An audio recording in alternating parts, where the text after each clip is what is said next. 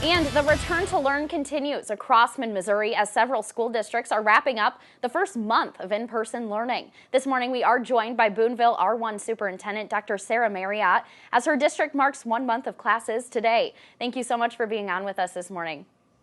Thank you for having me. So you told us that so far this school year the district has had 2 student cases and 1 staff case of COVID-19. Were there any close contacts identified in these situations, and how are they handled? Yes, there were close contacts identified in all of those situations. And so we have staff members who have been trained in contact tracing methods.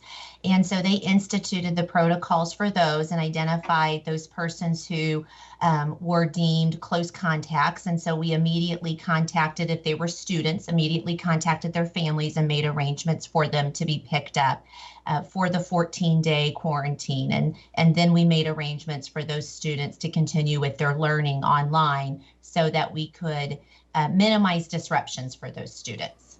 Great to hear. And you also have 4 different risk levels that determine the mode of learning in your school district, ranging from full in-person schedules to distance learning for all of the students. Have you had to switch tiers of learning at all so far?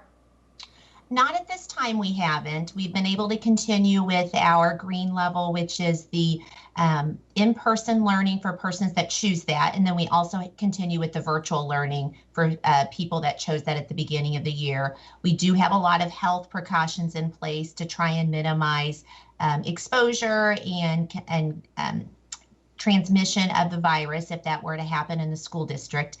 So we haven't had to move levels or tiers at this time, and our hope is that that doesn't happen this year, but we all know that everything changes very quickly. Definitely. And at what point, if any, would the district return to those online classes? Are there any specific metrics that you're using to monitor that? So we continue to use information sent by our local health department. So the Cooper County Health Department sends us information daily. They send us information about the number of cases within our boundaries of a school district. And then we also take the information of how many exposures have we had of students and staff that more directly impact our ability to function and maintain business as a school district. So that would be the intention, is that we would continue to use that information. If things deteriorate, then we would look at that on a case-by-case basis. How have sports been going so far this year, and what are the guidelines athletes and fans have to follow?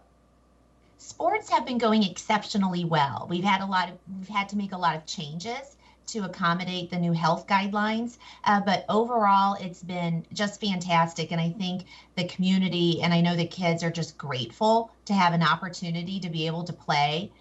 Some of the changes that we've had to do are to limit the spectators. So each student, each athlete gets 4 people, 4 tickets that they can bring to the game. We have, of course, all the health precautions in place. So I think all of those things are contributing to the success of our programs this year. And we're just so thankful to be able to offer those. That's great to hear. And now it's also homecoming week in your district, correct? And can you talk about how things look different this year for that? Is there a school dance this year? There is no school dance this year. Unfortunately, that is one of the things that we did not feel comfortable with continuing this year. It's sad, because that is a tradition that schools have, and you hate to change those traditions. However, we hope that this is 1 year, and those are temporary changes. Some of the other things that we've had to do, they had a virtual student assembly yesterday instead of a mass student assembly. We're not having a traditional parade. Instead, we're having a drive-by parade in which community members can come and look at the student floats. And then, of course, we continue to have the limitations, spectator limitations at the homecoming game. So sad that we have to put those things in place just because it disrupts those traditions that we love as a community. But again, we're just grateful that at least we have that opportunity. Right, I can imagine. And now looking forward a bit, will there be any additional precautions in place following holiday breaks to avoid any outbreaks when students return from potential travels? I think when we approach the longer, more extended student breaks, that is something that the board and the administrative staff will have to continue to consider. I think our local health conditions at that point will drive a lot of those decisions, but certainly I think those are things that we're going to have to think about.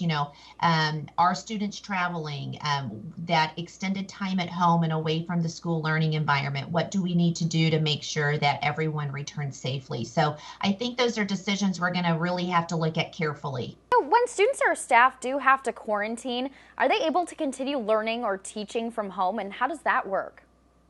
Yes, certainly if the students and staff are healthy and not experiencing any symptoms that prevent them from engaging those activities. We have had staff that have continued to engage in remote teaching for their students, so to minimize the disruption for that classroom. And then students are able to continue with their work and progress through their classes through technology and using Google Classroom primarily so that they can keep up with their classes. That's great to hear. And have there been any issues in the availability of substitute teachers if need be? And are there extra guidelines in place to have them in classes as well? Yes, we are still struggling with finding substitutes across all areas, and so including our support staff personnel. And I think that's probably a struggle most districts are experiencing at this time. It's certainly a struggle we have during a typical school year, and this year it's just exacerbated by this. So we continue to try some recruitment efforts to encourage. I know that DESE has ease some of the guidelines for allowing people to substitute. And we're looking at maybe adding some more permanent substitute teaching personnel on staff so that we have them readily available and when needed. Great to hear. And also, what does a typical day in the classroom look like for students and teachers? And how is it different for different grade levels in the district?